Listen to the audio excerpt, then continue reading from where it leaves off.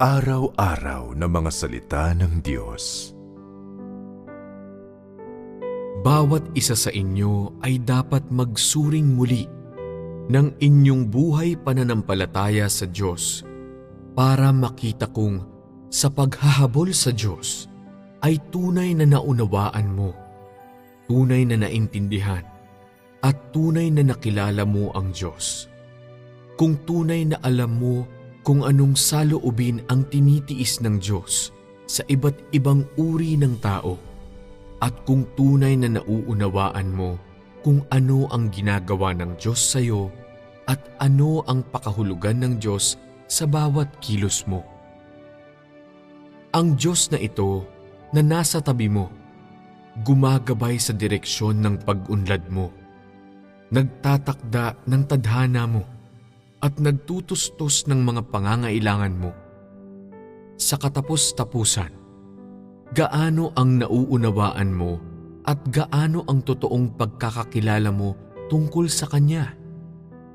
Alam mo ba kung ano ang ginagawa niya sa iyo sa bawat araw? Alam mo ba ang mga prinsipyo at mga layunin na pinagbabatayan niya ng bawat kilos niya? Alam mo ba kung paano Kanya ginagabayan? Alam mo ba ang paraan kung paano Kanya tinutustusan? Alam mo ba ang mga pamamaraan ng Kanyang pag-aakay sa iyo? Alam mo ba kung ano ang nais niyang makuha mula sa iyo at ano ang nais niyang makamit sa iyo? Alam mo ba ang nagiging saloobin niya pagdating sa iba't ibang asal mo? Alam mo ba kung ikaw ay isang taong minamahal niya? Alam mo ba ang pinanggagalingan ng Kanyang kagalakan, galit, kalungkutan, at tuwa? Ang mga kaisipan at ideya sa likod ng mga iyon at ang Kanyang kakanyahan? Alam mo ba sa kahuli-hulihan kung anong uring Diyos ang Diyos na ito na pinaniniwalaan mo? Ang mga ito ba at ang iba pang mga tanong na gaya niyan ay ang mga bagay na hindi mo pa kailanman naunawaan o napag-isipan? Sa iyong patuloy na paniniwala sa Diyos, ikaw ba, sa pamamagitan ng tunay na pagpapahalaga at pagdaranas ng mga salita ng Diyos, ay nalinawan na sa iyong maling mga pagkaunawa tungkol sa Kanya? Ikaw ba, matapos tanggapin ang disiplina at pagtutuwid ng Diyos, ay tunay na nagpapasakop at nagmamalasakit? Ikaw ba, sa gitna ng pagkastigo at paghatol ng Diyos, ay nakaalam ng pagiging mapaghimagsik at makasatanas na kalikasan ng tao at naggamit ng kaunting kaunawaan tungkol sa kabanalan ng Diyos? Ikaw ba, sa ilalim ng paggabay at pagliliwanag ng salita ng Diyos, ay nagsimulang magkaroon ng bagong pananaw tungkol sa buhay? Ikaw ba, sa gitna ng pagsubok na ipinadala ng Diyos, ay nakaramdam ng Kanyang hindi pagpayag sa mga pagkakasala ng tao at maging kung ano ang Kanyang hinihingi sa iyo at paano Kanya inililigtas?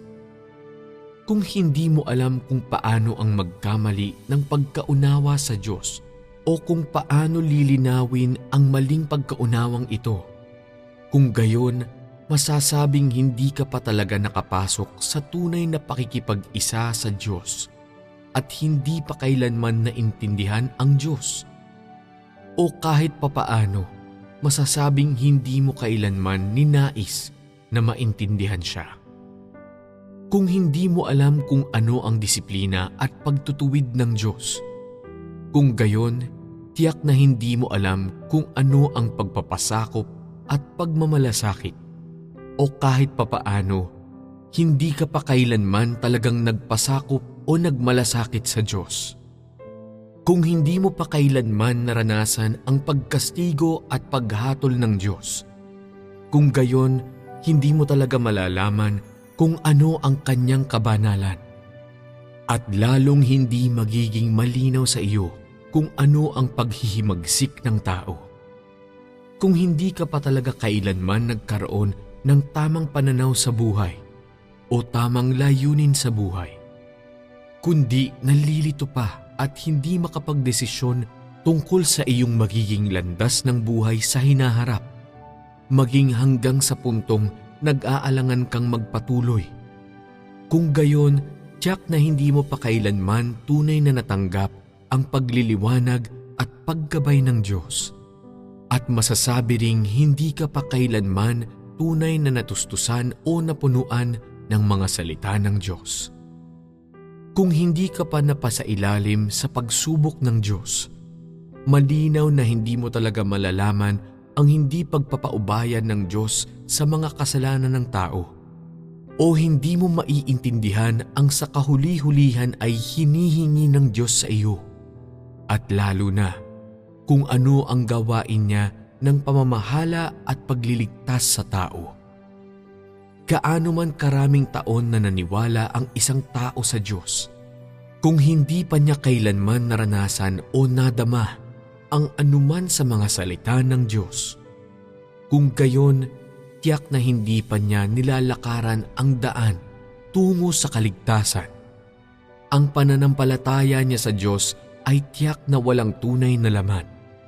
Ang pagkakilala niya rin sa Diyos ay tiyak na wala, at malinaw na wala siyang kamuwang-muwang kung paano magpitagan sa Diyos.